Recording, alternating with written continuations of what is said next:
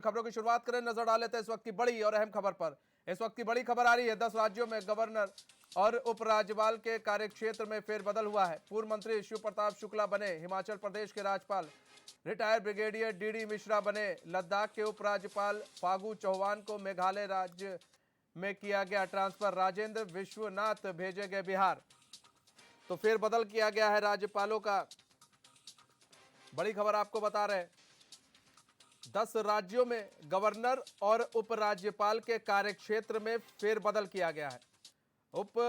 पूर्व मंत्री शिव प्रताप शुक्ला बने हिमाचल प्रदेश के राज्यपाल, रिटायर्ड ब्रिगेडियर डीडी मिश्रा बने लद्दाख के उपराज्यपाल, फागू चौहान को मेघालय राज्य में किया गया ट्रांसफर, राजेंद्र विश्वनाथ भेजे गए बिहार।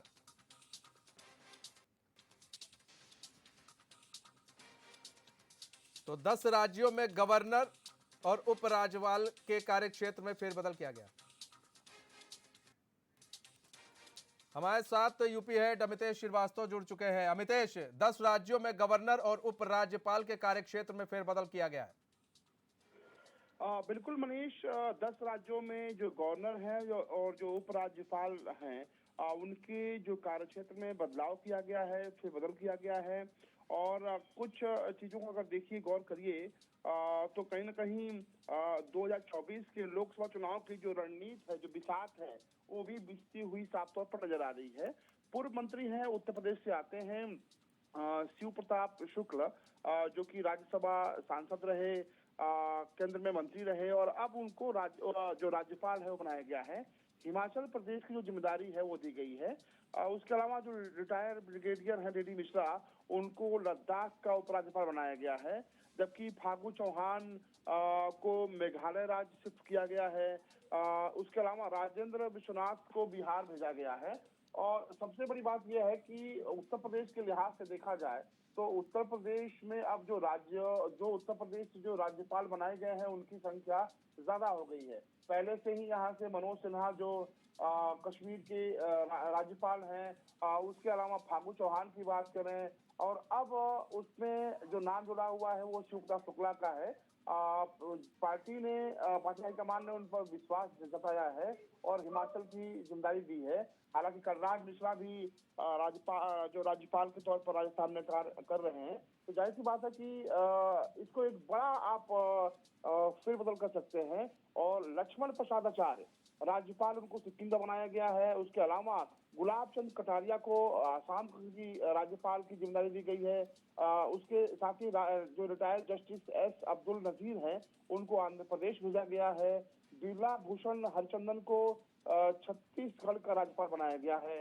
अनसुईया उइके हैं, जो उनको मणिपुर का राज्यपाल का पद दिया गया है। साथ ही एल गणेशन जो है वो नागालैंड के राज्यपाल बनाए गए हैं मनीष। उसके अलावा सबसे जो चर्चाएं जिस नाम पे हो रही हैं, वो शिव प्रताप शुक्ला के नाम पर हो रही हैं।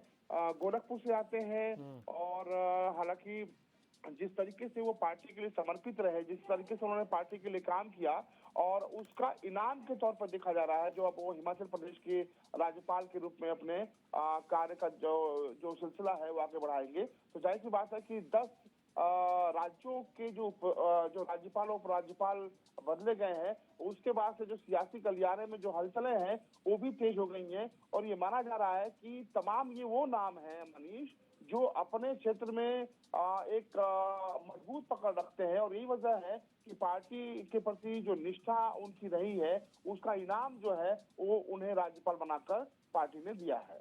मनीष, 2024 की आपने बात की कि 2024 के लिए काफी अहम हो जाता है, ये एक तरह से इसे हम ट्रांसफर कहेंगे कि काफी अहम हो जाता है। और जिस तरह से शिव प्रताप शुक्ला को उपराज्यपाल की जिम्मेदारी दी जा रही है। अमितेश, देखिए, सबसे बड़ी चीज ये है कि एक 2024 का चुनाव अब ज्यादा समय नहीं बचा है। उसके बाद शिव प्रताप शुक्ला, खासकर जो यूपी के जो नेता है उपराज्यपाल में, जैसा कि बताया जा रहा है कि इनकी संख्या बढ़ रही है, तो क्या यूपी के जो नेता है उन पर भरोसा ज्यादा जताया जा रहा है? कहीं ऐसा तो नहीं यूपी से ही होकर चाबी जाती है केंद्र की, इसलिए भी, और सबसे ज्यादा लोकसभा सीटें भी यूपी में है, तो इसलिए भी ज्यादा भरोसा जताया जा रहा है यूपी के जो नेता उन पर? देखिए मनीष, ये कहते हैं कि जो दिल्ली की गद्दी का रास्ता है, यानी कि दिल्ली की जो सियासत का जो केंद्र बिंदु है, यानी कि वहाँ का जो रास्ता है वो उत्तर प्रदेश से होकर गुजरता है। 80 लोकसभा सीटें हैं उत्तर प्रदेश में, और जाहिर सी बात है कि उत्तर प्रदेश अगर देश में सत्ता पर काबिज होना है तो उत्तर प्रदेश को काबिज करना होगा, उस पर कब्जा करना होगा। और यही वजह है कि बीजेपी एक रणनीति के तहत काम कर रही है। उत्तर प्रदेश में कुल राज्यपाल की संख्या की बात कर ले मनीष, तो 5 राज्यपाल हैं। मनोज सिन्हा है, जो कि गाजीपुर से आते हैं और खासतौर पर एक मजबूत पकड़ वाले नेता बताए जाते हैं। और यही वजह है कि उनको जो कश्मीर का जो राज्यपाल बनाया गया, उसके अलावा कलराज मिश्र ब्राह्मण नेताओं के बड़े नेता हैं, और एक काफी कद उनका जो बड़ा है, और यही वजह है कि उनको राजस्थान जैसे राज्य में उनको राज्यपाल की जिम्मेदारी दी गई है। फागू चौहान की बात करें तो फागू चौहान को बिहार बनाया गया में राज्यपाल बनाया गया था, अब उन्हें शिफ्ट किया जा रहा है। उसके अलावा शिव प्रताप शुक्ला की अगर हम चर्चा करें मनीष, तो शिव प्रताप शुक्ला ब्राह्मण समाज के एक बड़े नेता माने जाते हैं, और सिर्फ उत्तर प्रदेश नहीं, देश में उनकी एक अलग पहचान है। जो उनकी छवि है, साफ सुथरी छवि, और अपने बेबाकपन के लिए जाने जाते हैं। और जिस तरीके से उनके कार्यकाल को हमने बहुत करीब से देखा है मनीष, तो जिस तरीके से उन्होंने लगातार पार्टी के प्रति निष्ठा रखते हुए कार्य किया है, और यही वजह है कि वो पहले गोरखपुर सदस्य विधायक रहे, आपको याद होगा। उसके बाद से कारागार मंत्री बने, लंबा अनुभव रहा। फिर वो उनको पार्टी ने शिफ्ट किया, उनको राज्यसभा भेजा, राज्यसभा के बाद से वो वित्त राज्य मंत्री बने, और अब वित्त राज्य मंत्री बनने के बाद से अब उनको एक बार फिर से पार्टी ने हिमाचल जैसे महत्वपूर्ण राज्य का राज्यपाल बनाया है। तो जाहिर सी बात है कि कहीं ना कहीं शुक्ला को इस जिम्मेदारी देकर उत्तर प्रदेश की सियासत को की जो नब्ज है वो टटोलने की जो कोशिश है वो संगठन ने केंद्रीय नेतृत्व ने किया है। इन सब में देखिए अमितेश, देखिए कुछ लोगों को बिहार का बनाया गया राज्यपाल, शिव प्रसाद शुक्ला को अब हिमाचल का बनाया गया है। फिर आप देख लीजिए, एक को भेजा गया जम्मू कश्मीर, एक को भेजा गया राजस्थान। तो उन क्षेत्रों को छूने की कोशिश की जा रही है जहां पर बीजेपी थोड़ी कमजोर हो रही है, और उन क्षेत्रों में मजबूती चाहते हैं कि अगर कुछ ऐसा हो तो जो वहां के राज्यपाल हैं वो मामले को संभाल सके। बिल्कुल, देखिए, और सबसे बड़ी बात है कि ये तमाम वो नाम है जो अनुभव रखते हैं, और खासतौर में सियासत में इन्होंने एक अलग लाइन, एक लकीर खींची है। और यही वजह है कि चाहे वो सत्ता पक्ष हो या विपक्ष हो, सभी के लिए बहुत पसंदीदा नाम है, और कोई भी ऐसा नाम नहीं आप कह सकते हैं जिस पर सवाल खड़े हो रहे हो।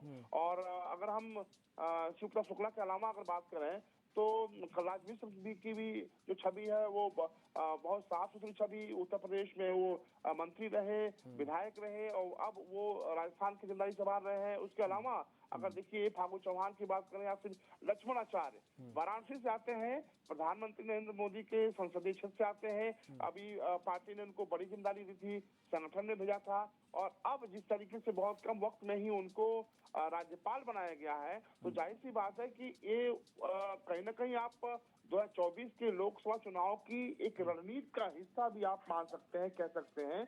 बीजेपी संगठन ये बखूबी जानती है कि अगर 24 को हर हाल में जीतना है तो तमाम जो अपने कहीं ना कहीं मजबूत रणनीति है उस पर काम करना होगा, और ये तमाम उन बड़े नामों को एक सम्मान देकर उनको राज्यपाल बनाकर एक मैसेज देने की कोशिश की गई है कि वो इन तमाम जातियों का सम्मान करते हैं। और देखिए, आप लिस्ट पे अगर नजर डालें तो मुझे लगता है कि जिस तरीके से हर समाज से आने वाले लोगों को बड़ी और अहम जिम्मेदारी दी गई है, तो कुल मिलाकर आप कह सकते हैं कि इन नामों को सम्मान देकर बीजेपी ने एक रणनीति के तहत काम किया है। मुझे लगता है कि ये वो नाम है जिन पर कोई सवाल नहीं खड़ा कर सकता है, और इनको जब सम्मान दिया है राज्यपाल बनाया, कुल मिलाकर एक साफ सुथरा नाम है, एक साफ सुथरा चेहरा है जिन पर कोई सवाल नहीं खड़े कर सकता है, और 2024 के मद्देनजर ये नाम काफी अहम हो जाते हैं।